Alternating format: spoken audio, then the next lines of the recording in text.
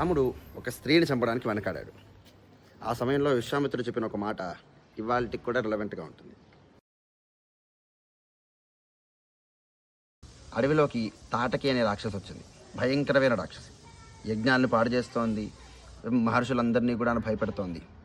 ఇలాంటి పరిస్థితుల్లో రాముడితో విశ్వామిత్రుడు అక్కడికి వచ్చాడు. విశ్వామిత్రుడు రాముడిని చూపించి, ఇగో తాటకి దీన్ని సంహరించు అన్నాడు.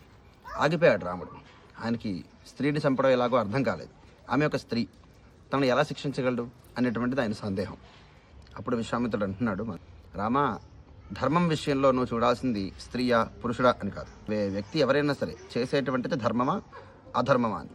తాటక రాక్షసి, ఆమె చేసేది అధర్మం. నీవు నిస్సందేహంగా ఆమె శిక్షించవచ్చు, ఎటువంటి అనుమానం పెట్టుకోవద్దు అన్నాడు. వెంటనే రాముడు తన కర్తవ్యాన్ని నిర్వర్తించాడు. అనుమానాలేవి పెట్టుకోలేదన్నమాట. ధర్మం విషయంలో రాముడు ఎలా ఉన్నాడో మనం కూడా అలాగే ఉండాలి.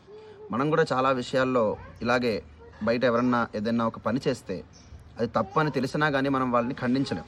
ధర్మమా అధర్మమా, అయ్యో ఈయన పెద్ద మనిషి, లేకపోతే ఆవిడ స్త్రీ అని చెప్పి చాలా విషయాల్లో ఇలా ఆలోచిస్తూ ఉంటాం. విశ్వామిత్రుడు ఎలాగైతే రాముడికి బోధ చేశాడో ఆయన రాముడు ఒక్కడికి కాదు, మనకు కూడా అదే బోధ చేశాడు అనమాట. ధర్మం విషయంలో నిక్కచ్చిగానే ఉండాలి అని.